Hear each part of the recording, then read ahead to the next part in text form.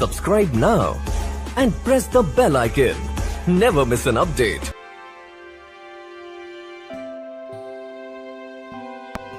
नया अहदनामा, जिसे इंजील शरीफ भी कहते हैं, पेश है मत्ती की इंजील बाब 15। उस वक्त फरीसियों और फकीरों ने यरूशलेम से यूसुफ के पास आकर कहा कि तेरे शागिर्द बुजुर्गों की रवायत को क्यों टाल देते हैं कि खाना खाते वक्त हाथ नहीं धोते। उसने जवाब में उनसे कहा कि तुम अपनी रवायत से खुदा का हुक्म क्यों टाल देते हो, क्योंकि खुदा ने फरमाया है, तू अपने बाप के और अपनी माँ की इज्जत कर, और जो बाप या माँ को बुरा कहे वो जरूर जान से मारा जाए। मगर तुम कहते हो कि जो कोई बाप या माँ से कहे कि जिस चीज का तुझे मुझसे फायदा पहुँच सकता था वो खुदा की नजर हो चुकी, तो वो अपने बाप की इज्जत न करे। बस तुमने अपनी रवायत से खुदा का कलाम बातिल कर दिया। ऐ रियाकारो, यशायाह ने तुम्हारे हक में क्या खूब नबूवत की है कि ये उम्मत जबान से तो मेरी इज्जत करती है, मगर इनका दिल मुझसे दूर है और ये बेफायदा मेरी परस्तिश करते हैं।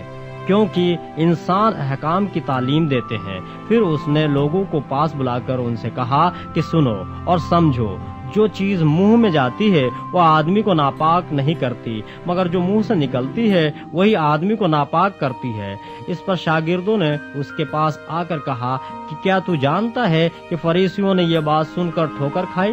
उसने जवाब में कहा, जो पौधा मेरे आसमानी बाप ने नहीं लगाया जड़ से उखाड़ा जाएगा।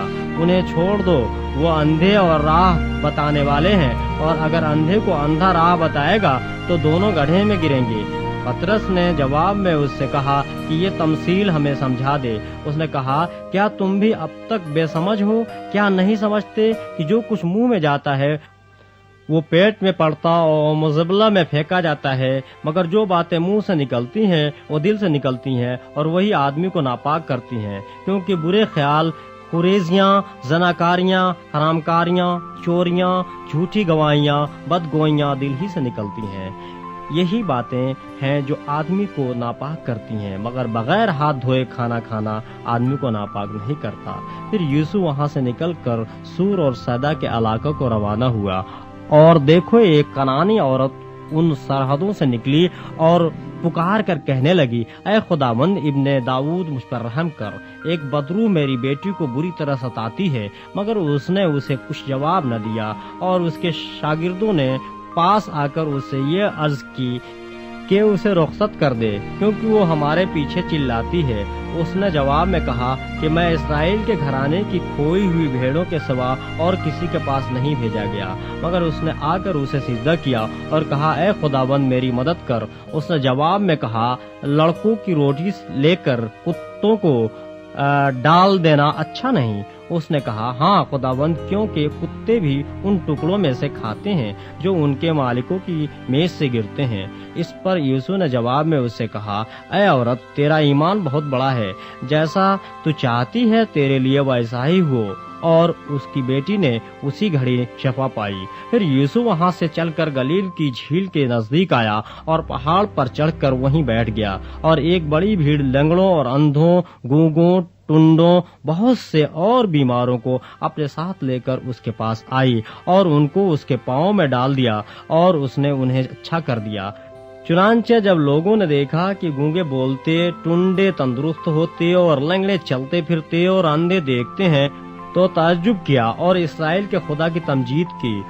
और यीशु ने अपने शागिर्दों को पास बुलाकर कहा कि मुझे इस भीड़ पर तरस आता है, क्योंकि ये लोग 3 दिन से बराबर मेरे साथ हैं और उनके पास खाने को कुछ नहीं, और मैं उनको भूखा रुखसत करना नहीं चाहता, कहीं ऐसा न हो कि राह में थक कर रह जाएं।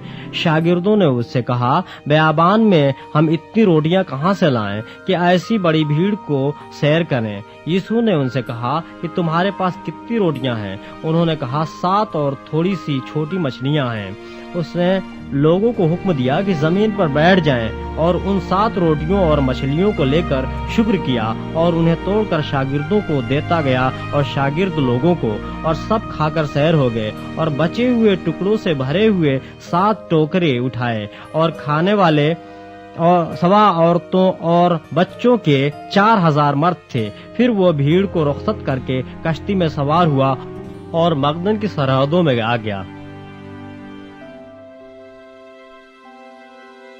اگر آپ نے ابھی تک ہمارا چینل سبسکرائب نہیں کیا تو ابھی سبسکرائب کریں اور بیل آئیکن کو کلک کر کے ہماری لیٹسٹ ویڈیوز کے بارے میں اپڈیٹ جانیں. سبسکرائب کیجئے اور